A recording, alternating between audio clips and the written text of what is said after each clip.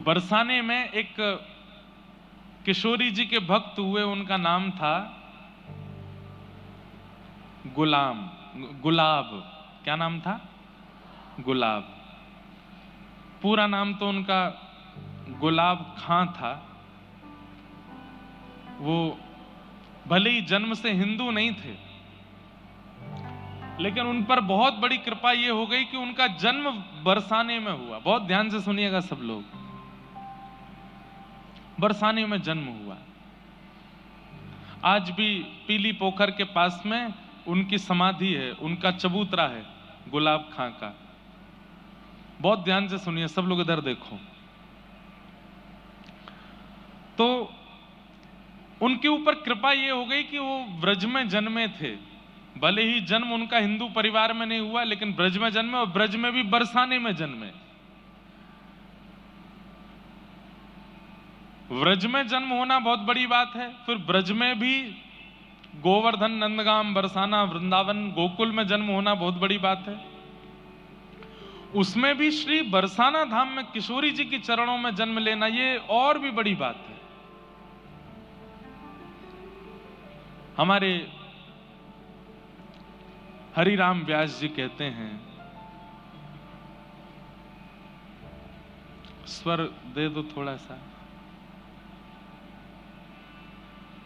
किशोरी तोरे चरणन की रज पाऊं, किशोरी तोरे चरणन की रज, जारज को ब्रह्मादिक तर सत, जारज को ब्रह्मादिक तर सत, सूरज शीश चढ़ाऊं,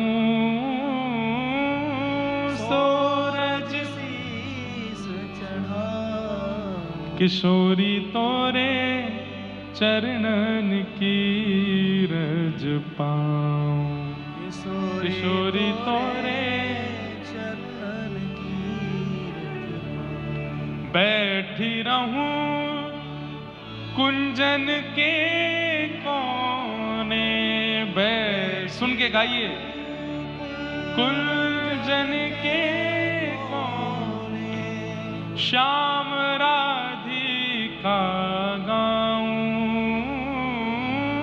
श्याम राधिका गाऊं, किशोरी तोरे चरणन की रज पाऊं, किशोरी तोरे चरणन की रज पाऊं। व्यास स्वामिनी की छवि निरखत, व्यास स्वामिनी की छवि निरखत, विमल विमल यश गाऊं,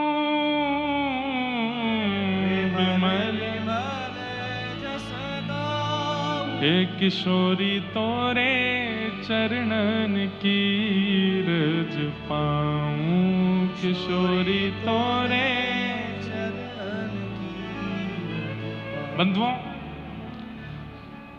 श्री राधा रानी कौन है, इसका बहुत विस्तार तो मैं नहीं बताऊंगा, क्योंकि इतना अवकाश भी नहीं है और इतने अधिकारी भी नहीं है कि किशोरी जी का विस्तृत चरित्र यहां कहा जाए। पर बस थोड़ा सा संक्षिप्त अगर आपको बता दूं तो ठाकुर श्री कृष्ण का प्रादुर्भाव, श्री कृष्ण का प्राकट्य सबके लिए हुआ है। गोपियों के लिए हुआ, यशोदा मैया के लिए हुआ, नंद बाबा के लिए हुआ, यमुना जी के लिए हुआ, गिरिराज जी के लिए हुआ, पांडवों के लिए हुआ, कौरवों के लिए हुआ, द्वारिका वासियों के लिए हुआ, और अंत में हमारे आप सबके लिए हुआ। हम सबके लिए ठाकुर श्री कृष्ण पधारे। पर किशोरी जी किस लिए आई हैं पृथ्वी पर? तब हमारे श्री हितरवंश महाप्रभु कहते हैं,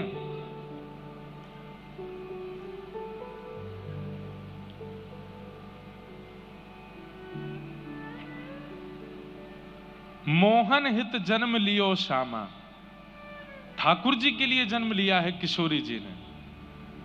किशोरी जी और किसी के लिए नहीं आई है, मेरे आपके लिए नहीं आई, वो केवल श्याम सुंदर के लिए आई हैं। और श्याम सुंदर की ही आह्लादनी शक्ति किशोरी जी हैं। वो ठाकुर जी को सुख देने के लिए आई हैं, ऐसी किशोरी जी। तो उनको समझना, उनका आस्वादन करना ये हमारा विषय ही नहीं है। वो ठाकुर जी के लिए आई हैं, बस वही उनको जान सकते हैं। पर मैं और आप तो थोड़ा बस प्रयास कर सकते हैं। ऐसी हमारी किशोरी जी, हमारी राधा रानी। तो गुलाब खां, उनका जन्म हुआ बरसाने में। थे तो वो गैर हिंदू, लेकिन रोज जाते थे किशोरी जी की चौखट पे, क्योंकि भाई अब जहां जन्म लिया है तो वहीं से दाना पानी चलता है।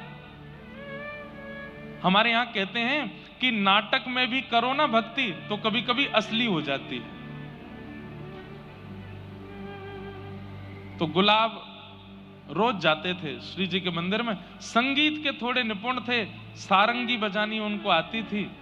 तो हमारी श्री जी के महल में जब समाज होती थी तो समाज में सारंगी बजाते थे, और सारंगी बजा बजा करके इतना राधा नाम सुना था, इतना राधा नाम सुना था कि अब उनको आदत ऐसी लग गई कि वो बिना श्री जी के दर्शन किए, बिना राधा नाम सुने रह ही नहीं पाते थे। रोज जाते, और अटारी पर जब समाज होती तो समाज में सारंगी बजाते। उनका ब्याह आदि हो गया, और ब्याह के बाद एक लाली ने जन्म लिया। अब उसका मूल नाम तो इन्होंने कुछ भी रखा हो अपने समाज के अनुसार, लेकिन बरसाने में रहने के नाते वहां पे बरसाने में सब छोटी छोटी लालियों को राधा रानी बोलते हैं, श्यामाजू बोलते हैं, किशोरी जी बोलते हैं। तो छोटी सी लाली का नाम इन्होंने राधा रख दिया, अपनी बेटी का नाम राधा रख दिया। थोड़ी सी जब बालिका बड़ी हो गई तो समाज में ये सारंगी बजाने ऊपर जाते थे श्री जी के महल में, तो राधा रानी को संग ले जाते थे, अपनी लाली को संग लेके जाते। और वहां वो लाली क्या करती, जब समाज होती, करताल बजती, मृदंग बजती, राधा राधा नाम की ध्वनि होती, तो इनकी लाली वहां नृत्य करती थी। और ये अपनी लाली को देख के इतने सिहाते थे, इतने खुश होते थे, और रज रज करके सारंगी बजाते। इनकी लाली घूम घूम करके नृत्य करती श्री जी के महल में। समय चलता रहा, चलते चलते चलते एक समय आया, लाली थोड़ी बड़ी हो गई। अब बड़ी होकर के वो लाली जब नृत्य करती तो वहां के सब गोस्वामी समाज, सब लोग गुलाब जी को स्नेह देते थे। सबने कही, अरे भैया गुलाब, अब लाली तेरी या की उम्र रह गई है, या को ब्याह कर दे। तो ये बात सुनकर के गुलाब जी बड़े बेचैन हो जाते कि मैं बेटी का ब्याह कर दूंगा तो फिर मैं किसके सहारे जीऊंगा। अच्छा, ये और लीला हुई थी कि जब इनकी बेटी ने जन्म लिया तो इनकी पत्नी पधार चुकी थी, केवल घर में पिता और पुत्री ही रहते थे। बहुत ध्यान से सुनो, किशोरी जी की कैसी कृपा। नित्य अपनी बेटी को देखते और वो नृत्य करती। सब लोगों ने कहा लाली का ब्याह कर दो, तो गुलाब जी और तो कोई बहाना नहीं देते, एक ही बहाना देते, मुझ पर व्यवस्था नहीं है, कैसे ब्याह करूं। ब्याह करने के लिए तो थोड़ी व्यवस्था होनी चाहिए।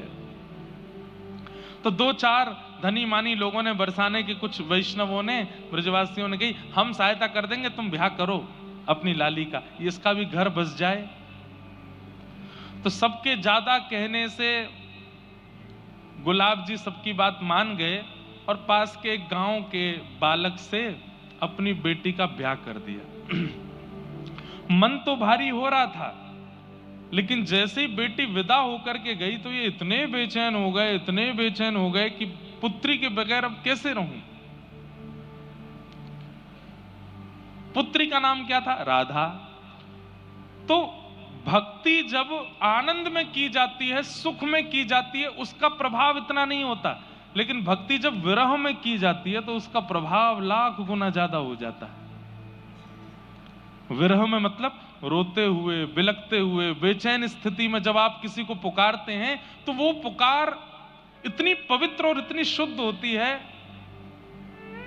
इसलिए आप हनुमान चालीसा का नित्य पाठ करते हो, आपने अनुभव किया होगा।